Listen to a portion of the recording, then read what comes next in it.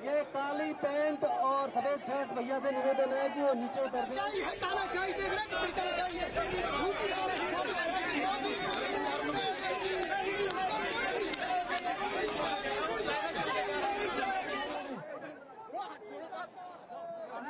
पीछे बार बार जाती है।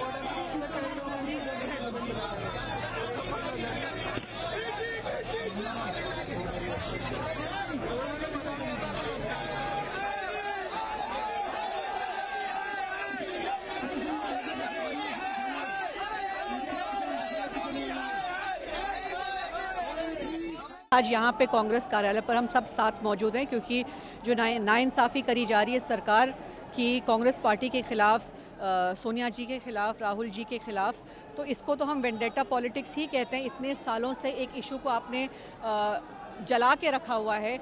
कुछ दिन में आपको याद आती है 2015 में ऑलरेडी इस केस में सोनिया जी, राहुल जी को बेल दी गई थी, पर आज जो ये चार्जशीट किया है इसका हम जो इसके पीछे जो आपका मकसद है वो जानने की कोशिश कर रहे हैं। पर समझते हैं हम, राहुल जी अब गुजरात में ज़्यादा एग्रेसिव हो रहे हैं, बिहार के चुनाव आ रहे हैं, तो कहीं ना कहीं आपको लोगों को याद दिलाना पड़ेगा फिर से जो आपने छवि बिगाड़ने की कोशिश करी।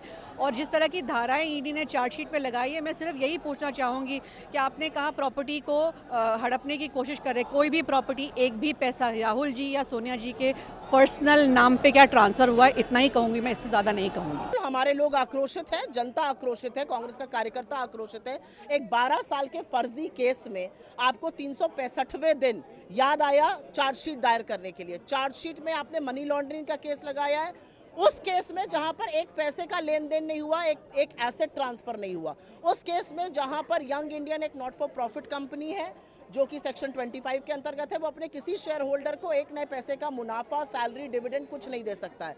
एक ऐसे केस में एजेएल जो नेशनल हेराल्ड छापता था उसके खिलाफ आप ये कर रहे हैं। असलियत ये है कि ये नरेंद्र मोदी जी की प्रतिशोध की राजनीति है, ये मोदी जी की घिनौनी राजनीति है और इसका सामना हम कोर्ट में करेंगे। लेकिन जो लोगों का आक्रोश है, जो जनता आक्रोश है, जो हमारे कार्यकर्ताओं का आक्रोश है, वो बिल्कुल आपको दिख रहा है, क्योंकि ये दिखाता है कि नरेंद्र मोदी जी डरते हैं, वो हमारे नेता से डरते हैं, वो उन मुद्दों से डरते हैं जो हम उठाते हैं, और वो कांग्रेस का जो संगठनात्मक ढांचा तैयार हो रहा है उससे भयभीत है, घबराए हुए हैं। गुजरात अधिवेशन से बिल्कुल, क्योंकि हमने उनके गढ़ में घुसकर उनको ललकारा है।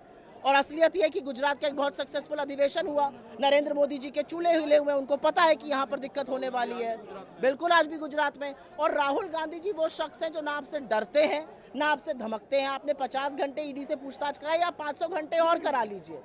ये केस बोगस है, लेकिन राहुल गांधी जो मुद्दे उठा रहे हैं उसने आपकी कलई जरूर खोल दी है। अदालत में लड़ाई जिस एजेंसी के जरिए पहुंचाई गई है उसकी जो पूरी मंशा है वो सिर्फ और सिर्फ विपक्ष को प्रताड़ित करने की है। इधर गुजरात में अधिवेशन होता है, राहुल गांधी जी मोडासा पहुंचते हैं और इधर चार्जशीट दाखिल कर दी जाती है। आप क्रोनोलॉजी समझिए ना, भारतीय जनता पार्टी आने वाले बिहार के चुनाव से, गुजरात में कांग्रेस पार्टी की सक्रियता से, आने वाले असम के चुनाव की संभावित हार को देख करके और विपक्ष की सक्रियता को देख करके, 400 पार के नारे के बाद भी 240 पे अटक जाने के बाद भारतीय जनता पार्टी चाहती है कि विपक्ष को पूरी तरह से कुचल दिया जाए, उनके संसाधन तोड़ दिए जाएं, उनके नेताओं का मनोबल तोड़ दिया जाए। लेकिन भाजपा ये भूल जाती है कि ये गांधी परिवार है जिसने इस देश के लिए न जाने कितनी कुर्बानियां दी हैं।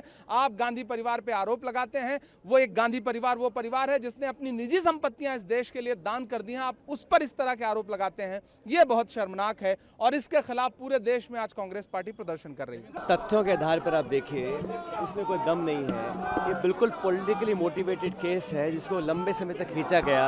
हम लोगों को न्यायपालिका में पूरा भरोसा है, we will fight it out legally.